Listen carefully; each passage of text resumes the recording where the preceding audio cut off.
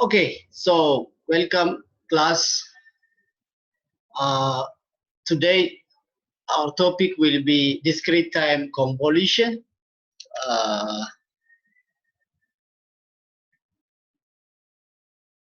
So last time we have discussed the properties of system, discrete time system properties. We have discussed linearity and time invariance.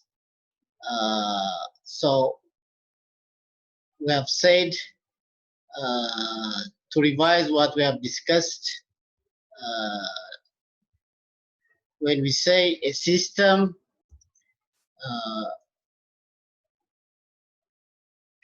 to say we have a discrete time system,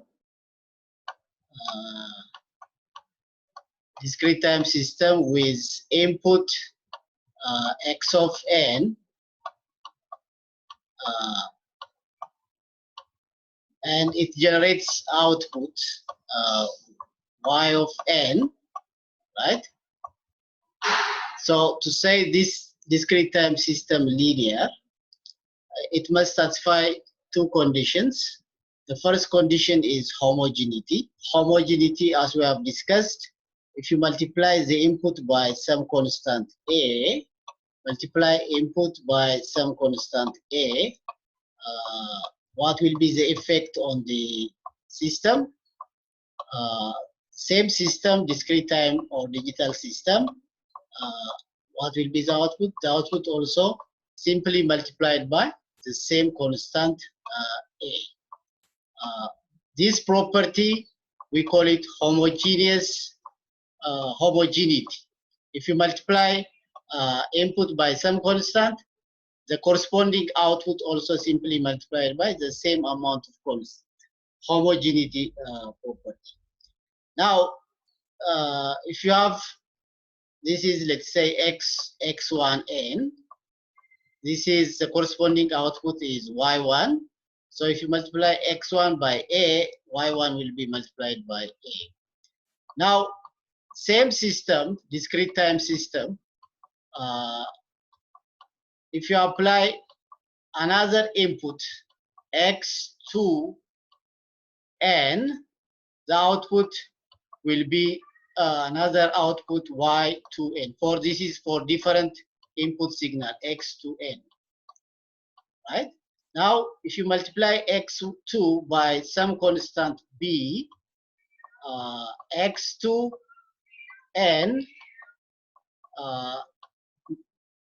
multiplied by some constant b, scalar constant b, the output will be, because it is homogeneous system, the corresponding output y2 multiplied by the same constant b.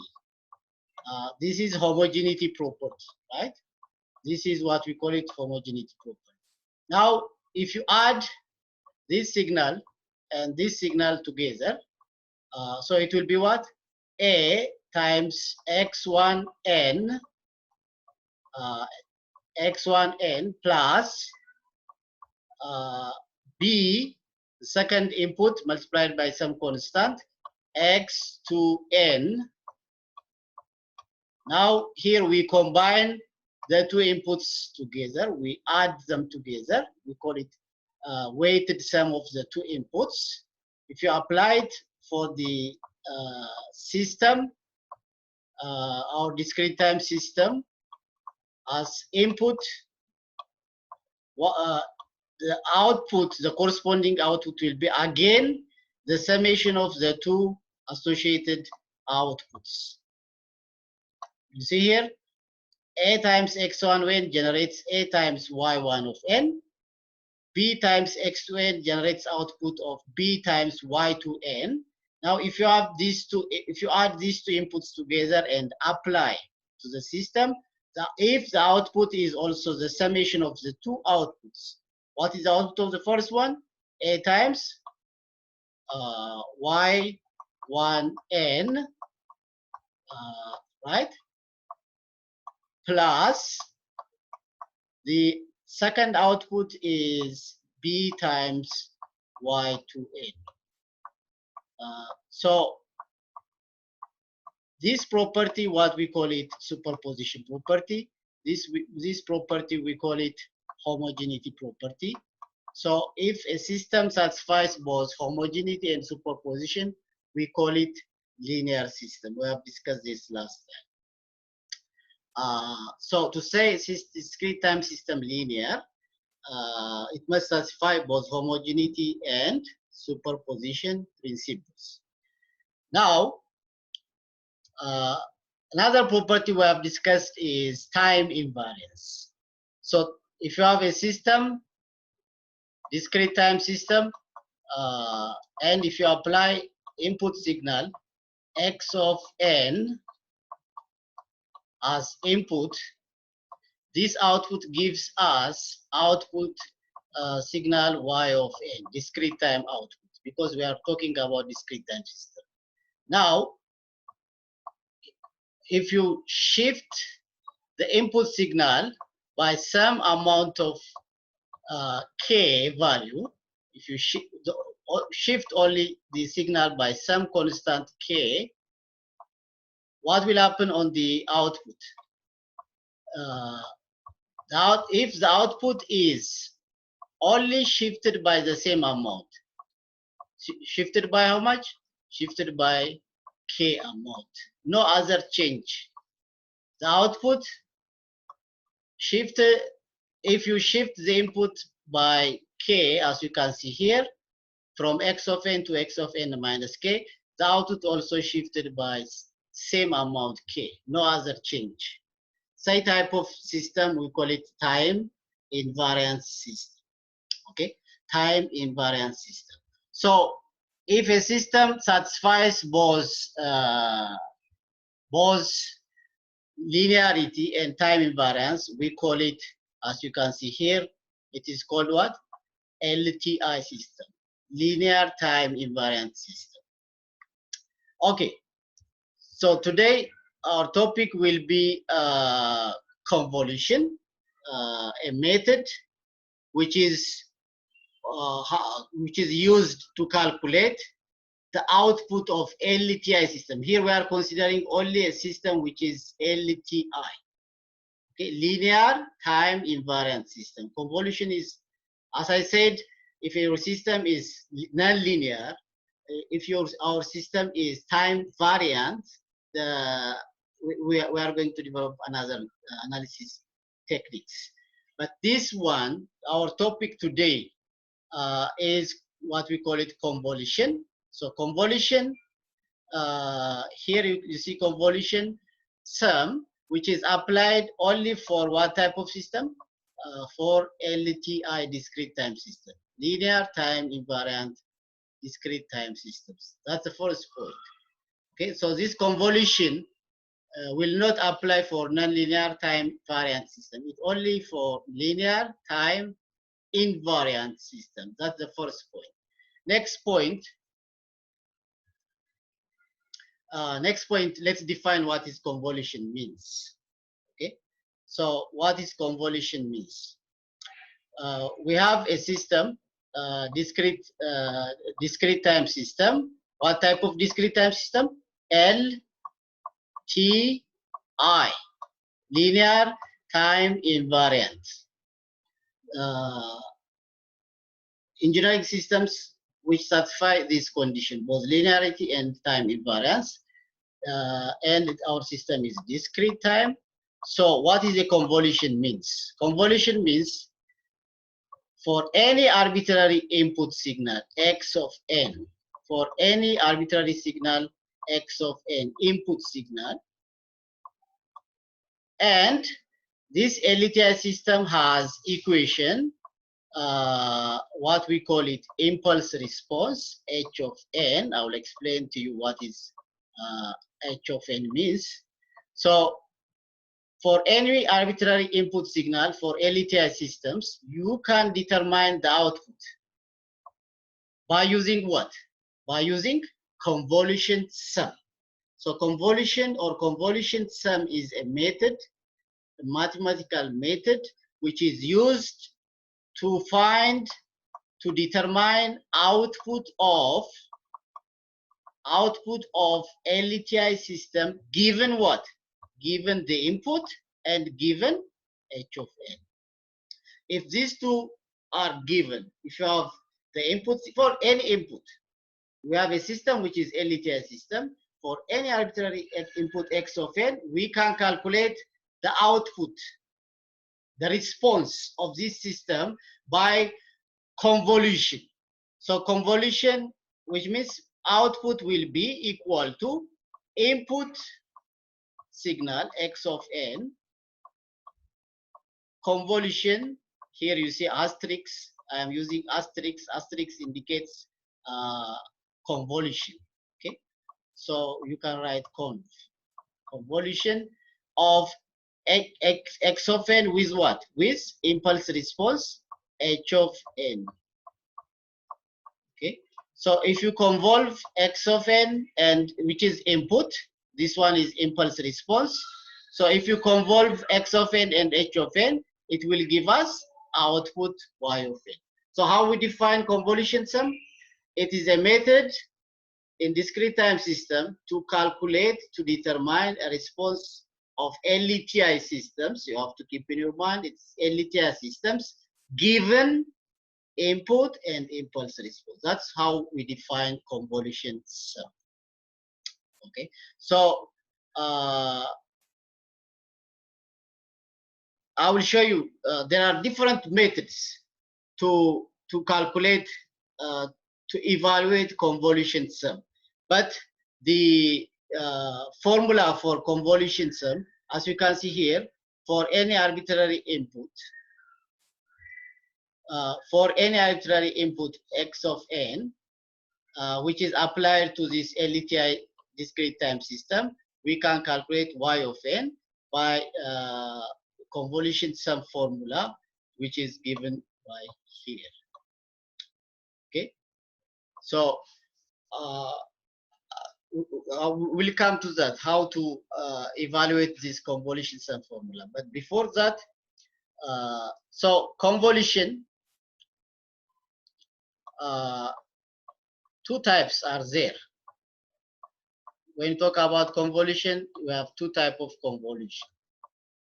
The first one is called linear convolution. Okay, we call it linear convolution. Second convolution is called circular convolution. Circular convolution. Okay, so linear convolution and circular convolution. What is convolution means? It's a method, a mathematical method to determine a response of a LTI system given input and impulse response. Okay. So there are two types of convolution. Linear convolution is used if your input signal is aperiodic. Aperiodic. Okay, which means a signal which does not repeat, itself. Aperiodic means non-periodic signal. Circular convolution method is used for periodic signals. A signal which is which repeats itself at some time interval, we call it periodic signal. So circular convolution is used for what type of signals? If the input signal is periodic, we use the convolution called circular convolution. Linear convolution, what we are going to discuss today is linear convolution, which is applied only for signals which are aperiodic. Aperiodic means non-periodic signal which does not repeat itself. We call it non-periodic or aperiodic signal.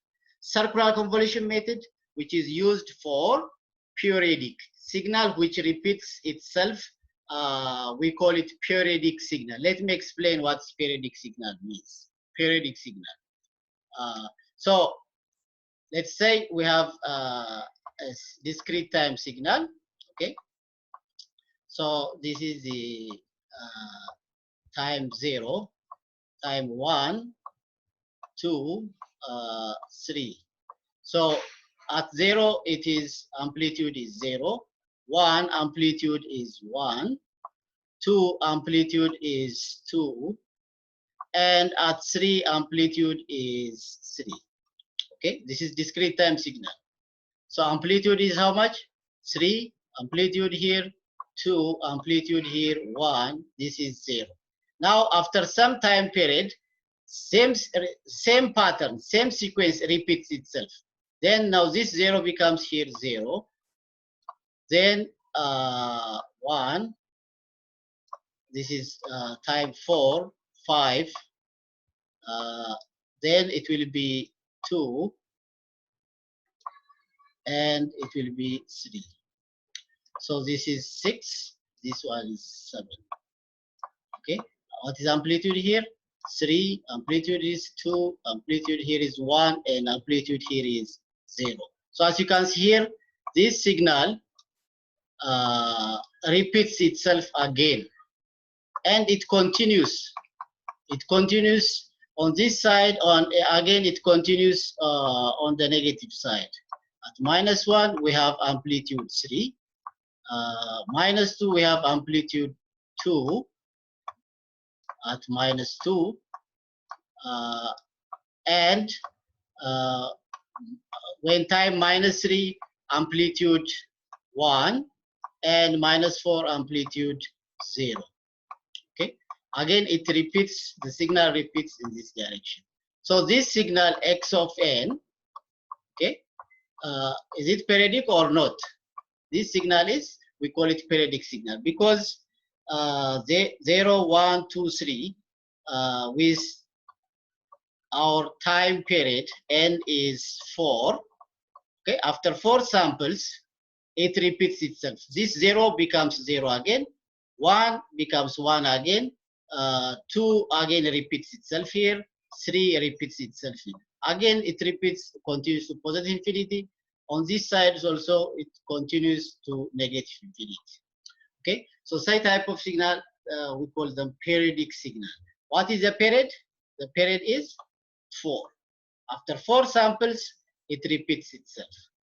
Okay, such type of signals, we call them periodic signals. So periodic signals, what type of convolution we apply? For periodic signals, the type of convolution we apply is called circular convolution. Okay.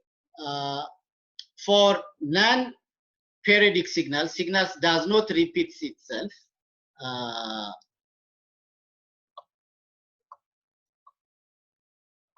If you see this discrete time signal,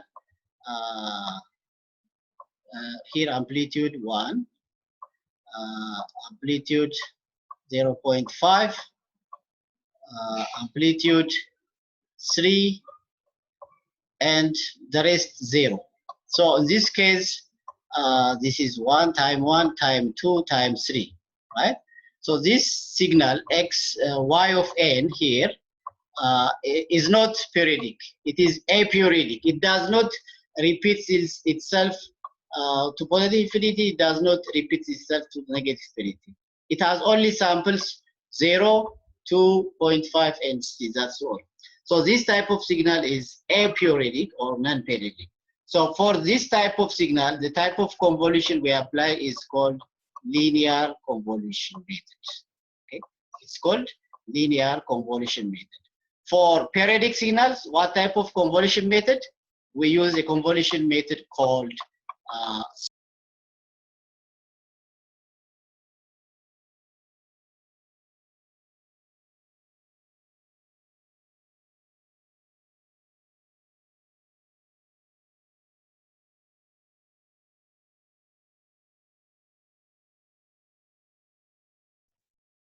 can you hear me?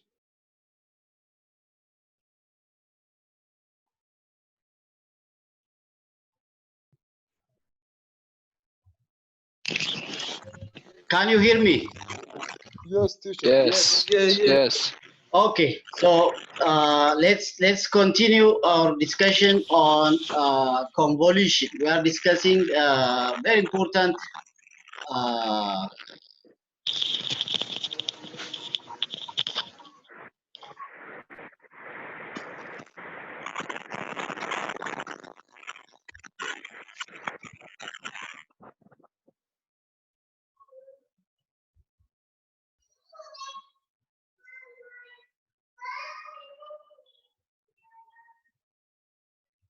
So we are discussing very important method in DSP today, convolution sum.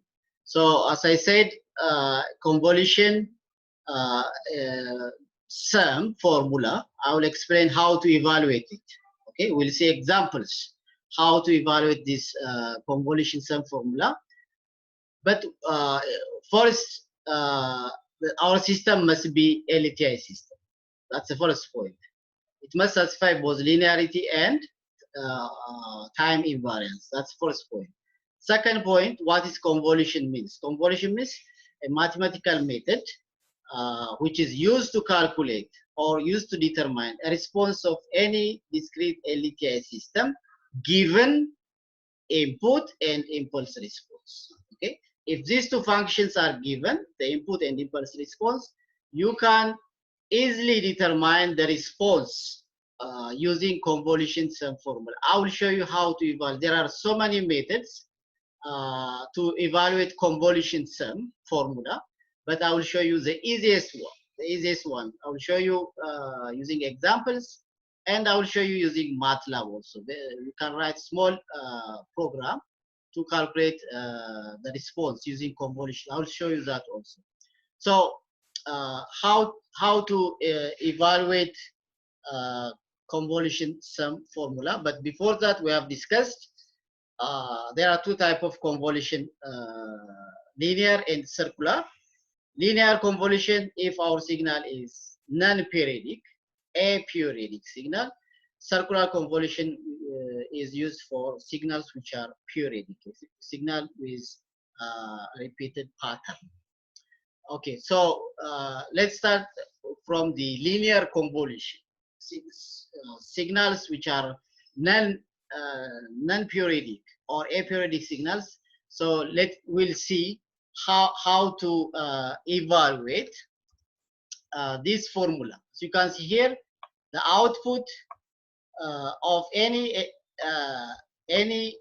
LTI system with input x of n can be calculated by this formula, which is a summation. We call it convolution sum formula. Okay. So what do we have here? We have what we need here to evaluate this formula. The first one is x of k. So what is x of k? It is our input. We change only the variable from n to k. Okay, but it is input signal. So in this formula, x of k is our input. Okay, that's our input. Now, what is the next function we need? H. So what is h of n? What we call it impulse response. So let me explain impulse response. So if you have a discrete time system, any discrete time system, when you apply a signal, what we call it impulse signal, unit impulse signal, unit sample sequence. We have discussed what is impulse means. Impulse sequence means what? A signal which has amplitude 1 only at n is equal to 0. For other values of n, positive values of n, this is our n. Okay, this is impulse. For negative values of n, -1, -2, and so on, all the sample values are 0 except at n is equal to 0. This value is n is equal to 0. So at this, we have amplitude of this signal is called impulse, unit impulse sequence. So if you apply this signal as input for a discrete signal, it generates output, right? That output, we call it h of n, impulse response, h of n, okay, which is called impulse response. So we have impulse response for a discrete time system. We have input. We can calculate what? Output by convolutions, by convolving these two functions. With input signal, with impulse signal, when you convolve this, it will give you the response of that system, the output of that system for that particular input. Okay.